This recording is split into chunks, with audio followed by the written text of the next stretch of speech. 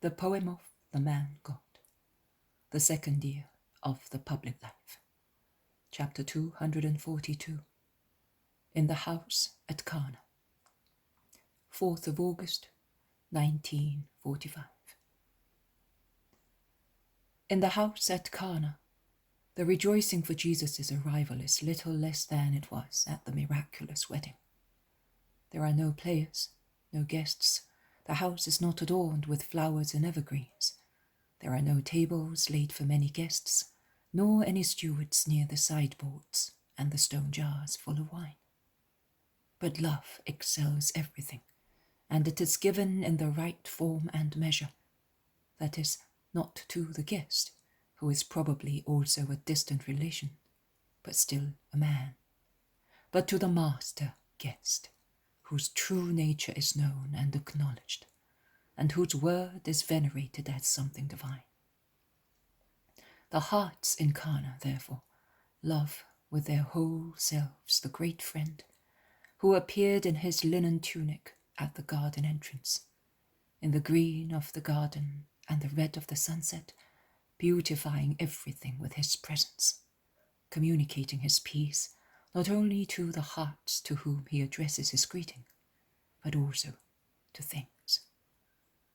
And it really seems that a veil of solemn, joyful peace is laid out wherever he turns his blue eyes.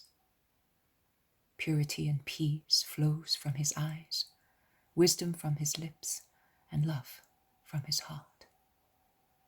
What I am about to say may seem impossible to the reader of these pages, and yet the same place, which before Jesus' coming was an ordinary place, or a busy place excluding the possibility of peace, which supposedly should be free from work, bustling, is ennobled as soon as he appears there.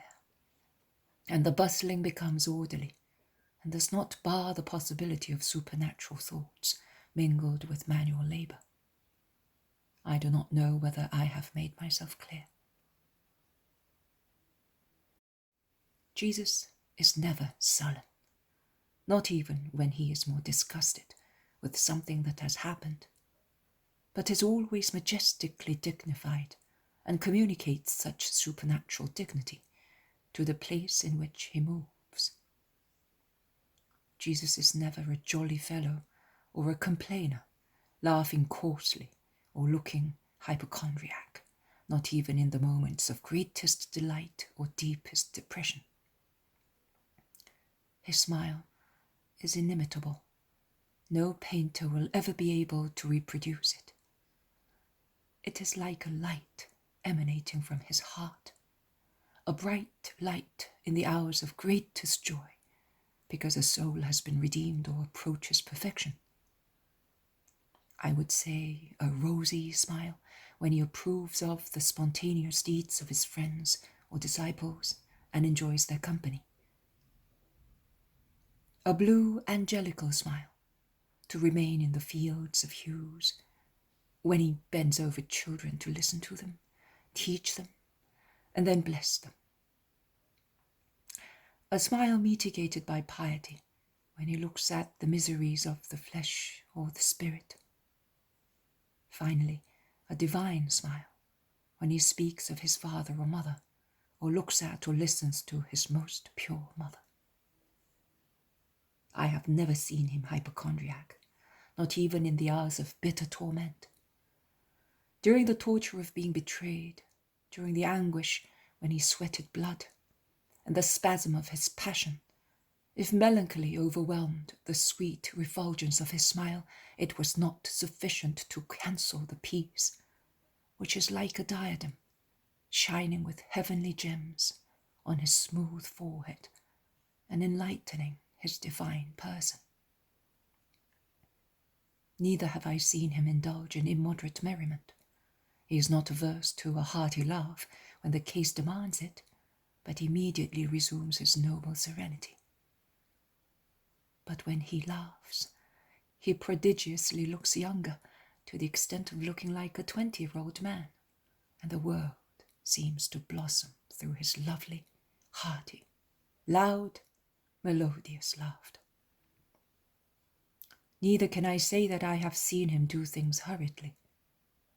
Whether he moves or speaks, he does so calmly, without, however, being sluggish or listless.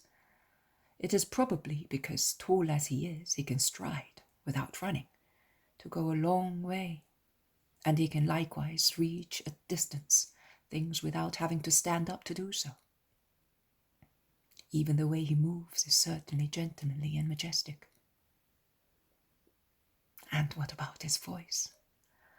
Well, I have heard him speak for almost 2 years, and at times I lose the thread of his speech as I become so engrossed in studying his voice. And Jesus, very kindly and patiently, repeats what he said, and he looks at me with his smile of the good master to ensure that nothing is missing in his dictation because of my delight in enjoying and listening to his voice and studying its tone and charm. But after 2 years, I am not in a position to say precisely what the tone is. I definitely exclude the bass tone and also the light tenor tone, but I am always doubtful whether it is a powerful tenor voice or a perfect baritone voice with a very wide vocal range. I would say that it is the latter, because his voice at times takes bronze-like notes, mellow and so deep, particularly when he speaks to a sinner, to lead him back to grace, or he points out human deviations to crowds. But when he analyzes or condemns forbidden things, or he shows the hypocrisy of men, the bronze notes of his voices become clearer. And they are as sharp as the peal of thunder when he imposes the truth or his will, and they vibrate like a sheet of gold struck with a crystal hammer when he sings the praises of mercy or exalts the work of God. But the timbre of his voice is a most loving one when he speaks to or about his mother. Jesus' voice is then really imbued with love, the reverent love of a son, and the love of God who praises his most perfect work. And he uses the same tone, although not so strongly, when speaking to his favorites, to converts, and to children. And his voice never tires, not even in very long speeches, because it colors and completes his thoughts and words, emphasizing their power or kindness, according to the case. And at times I remain still, with a pen in my hand, listening, and then I realize that he has gone too far ahead, and that it is impossible to catch up with him. And I remain still, and Jesus kindly repeats the words. He does the same when I am interrupted, to teach me to patiently endure bothersome things or people, and I make him understand how bothersome they are when they deprive me of the beatitude of listening to Jesus. Now at Cana, he is thanking Susanna for the hospitality granted to Aglae. They are by themselves under a pergola laden with grapes which are already ripening. All the others are in the kitchen, refreshing themselves. The woman was very good, master. She certainly was not a burden to us. She helped me every time I did the washing, when we cleaned the house at Passover, as if she were a servant, and I can assure you that she worked like a slave to help me finish our clothes for Passover. She was prudent and withdrew every time someone came to the house, and she endeavored not to be alone even with my husband. She hardly spoke in the presence of the family and took little food. She got up every morning to tidy herself before the men woke, and I always found the fire lit and the house cleaned. But when we were alone, she would ask me about you and begged me to teach her the psalms of our religion. She used to say, that I may pray as the Master prays. Had she finished to suffer now? Because she did suffer very much. She was afraid of everything and sighed and wept a great deal. Is she happy now? Yes, supernaturally happy and free from fear. She is in peace, and I thank you for the good you did to her. Oh, my Lord, what good? I treated her with love in your name, because that is all I can do. She was a poor sister, I realized that, and I loved her out of gratitude to the Most High, who has kept me in his grace. And you have done more than if you had preached in the Bel Nidrask. Now you have another one here. Did you recognize her? Who does not know her here? Nobody, that is true. But you and the district here do not know the second Mary, the one who will always be faithful to her vocation. Always. I ask you to believe it. You say so. You know. I believe. Say also, I love. I know that it is more difficult to pity and forgive one of our own people who has sinned than one who has the excuse of being a pagan. But if our regret in seeing family apostasies were keen, let our pity and forgiveness be keener. I have forgiven Israel everything, concludes Jesus, stressing the last words. And I will forgive, as far as I am concerned, because I think a disciple should do what the Master does. You are in the truth, and God rejoices because of that. Let us go with the others. It is getting dark. It will be pleasant to rest in the peace of the night. Will you not speak to us, Master? I do not know yet. They go into the kitchen where food and drinks have been prepared for supper. Susanna moves forward and blushing slightly, she says, Will my sisters come upstairs with me? We must lay the tables because afterwards we must prepare beds for the men. I could not do it by myself, but it would take me longer. I am coming too, Susanna, says the Blessed Virgin. No, we are enough, and it will help us to become acquainted with one another. Work does help to fraternize. They go out together while Jesus, after drinking some water flavored with some syrup, I do not know what it is, goes and sits with his mother, the apostles, and the men of the house, in the cool shade of the pergola, leaving the servants and the elderly landlady free to finish preparing the food. The voices of the 3 women disciples laying the tables can be heard from the room upstairs. Susanna tells of the miracle which was worked at her wedding, and Mary of Magdala replies, To change water into wine is a great thing, but to change a sinner into a woman disciple is even greater. God grant I become like that wine, that I may be of the best. Have no doubt about it. He changes everything in a perfect way. There was one here, and a heathen in addition, whose sentiments and faith he changed. Can you doubt that the same thing will not happen to you who are already an Israelite? One, young, beautiful. And where is she now? Asks Martha. Only the Master knows. Well, she is the one whom I spoke to you. Jesus was with Lazarus that evening, and he heard the words which were spoken concerning her. What a sweet scent there was in that room. Lazarus's garments were imbued with it for several days, and yet Jesus said that the heart of the convert exhaled it with the perfume of her repentance. I wonder where she has gone. I think to some solitary place. She is lonely, and she was a stranger. I am here, and I am known. She expiates in solitude.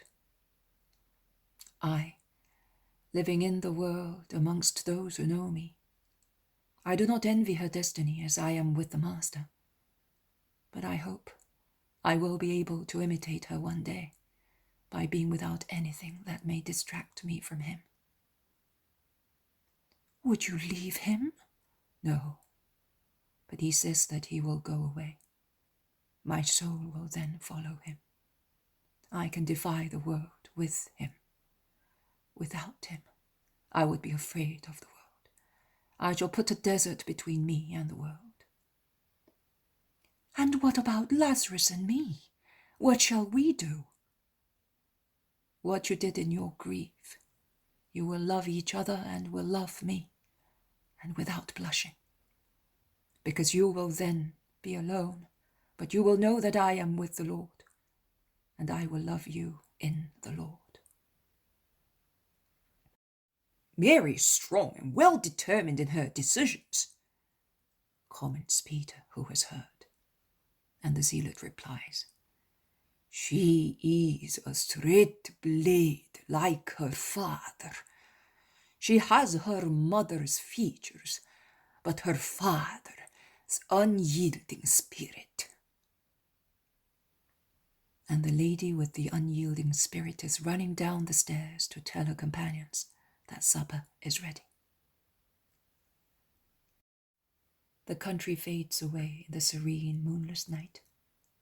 Only the faint light of stars shows the dark masses of trees and the white ones of houses. Nothing else.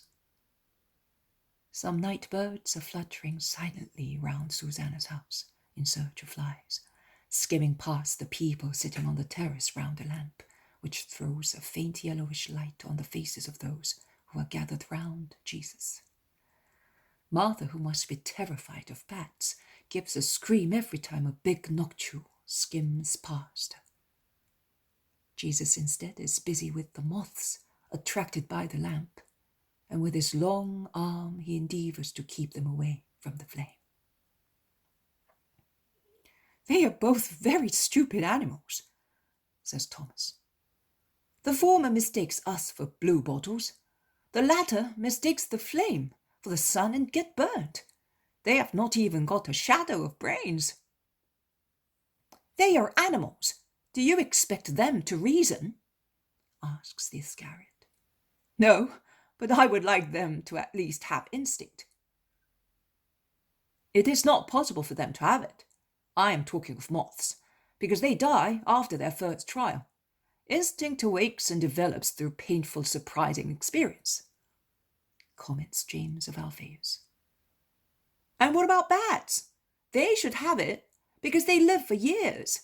They are stupid, that's all, retorts Thomas. No, Thomas, not more than men. Many times men also look like stupid bats. They fly, or rather they flutter, like drunken men, round things that can only cause grief. Here you are. My brother has struck one down with his mantle. Give me it, says Jesus. James of Zebedee, at whose feet the stunned bat has fallen and is now tossing clumsily on the floor, picks it up with 2 fingers by one of its membranous wings, and holding it out like a dirty rag, lays it on Jesus' lap. Here is the unwary animal.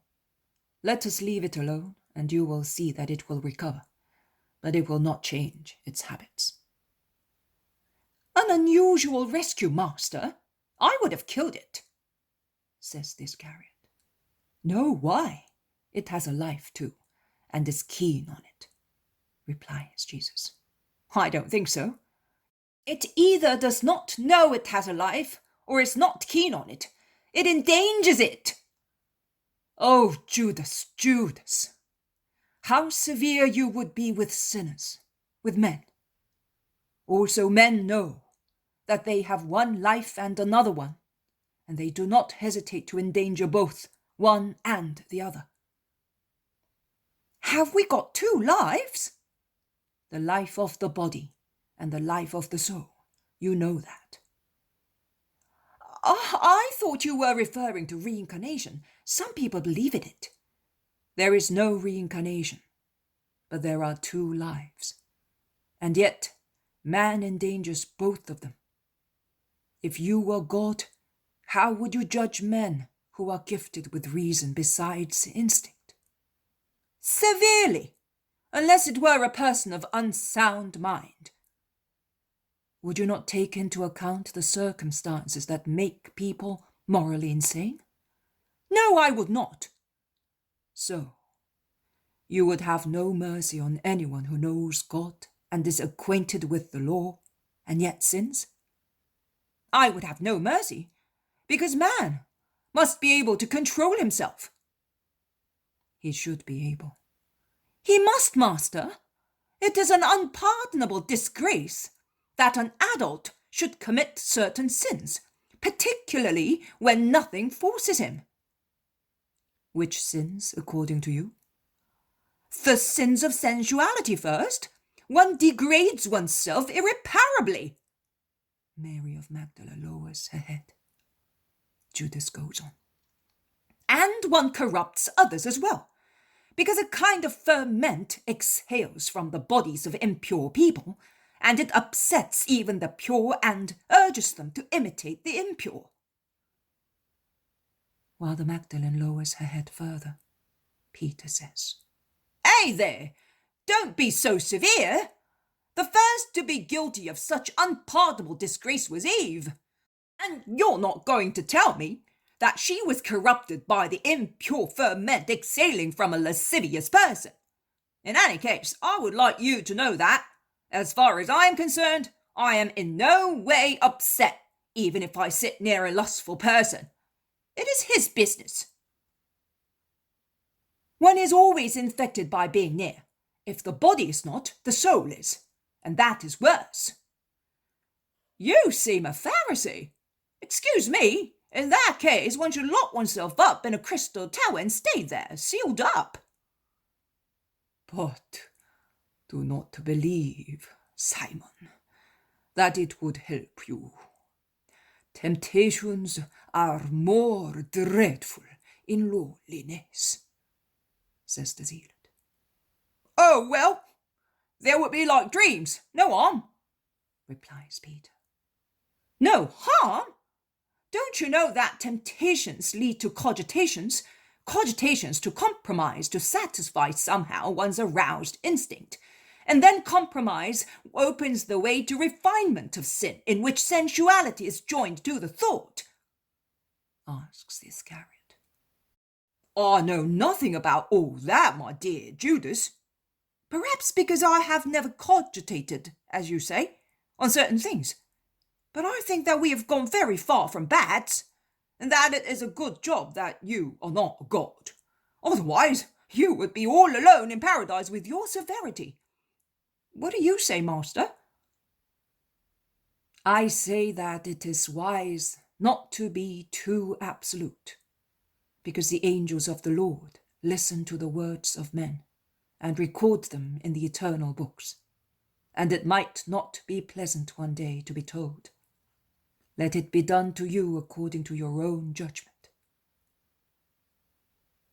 I say that if God sent me, it means that he wants to forgive all the sins of which man repents, as he knows how weak man is, because of Satan.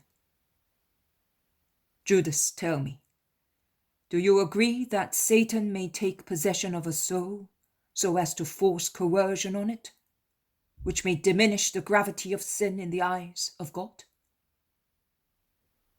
I do not. Satan can impair but the inferior part.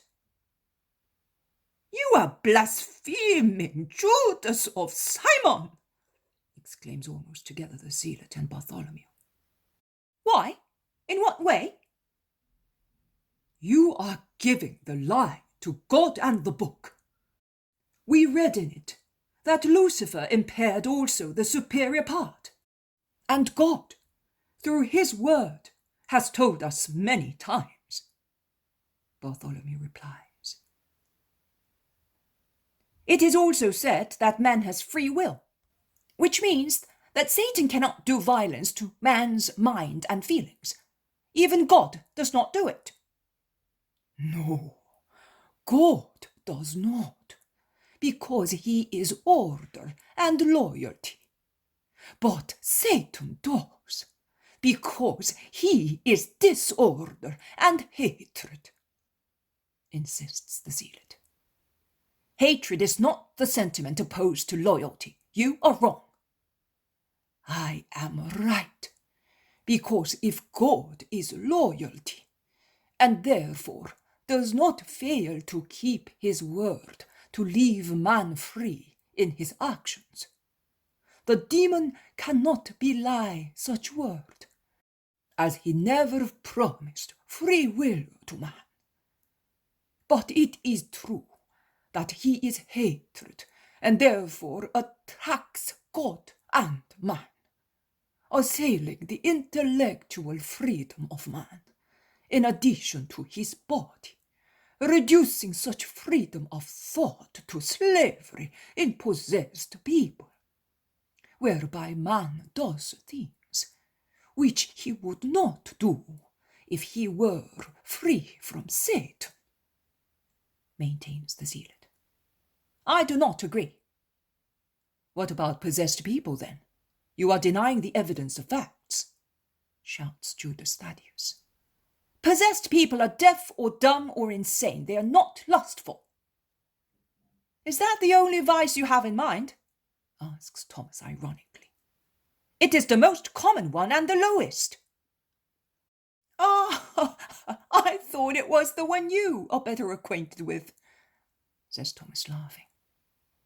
Judas jumps to his feet as if he wanted to react, but he controls himself and goes downstairs and then walks away through the fields. There is silence. Then Andrew says, his idea is not completely mistaken. In fact, one would say that Satan takes possession only of senses, sight, hearing, speech, and brains. But then, Master, how can certain wicked actions be explained? Are they not possessions? Doris, for example. Doris, as you say, in order not to be uncharitable towards anybody, and may God reward you for that.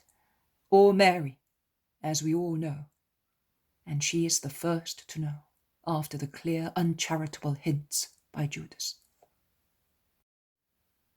are those who are more completely possessed by Satan, who extends his power over the three great powers of man.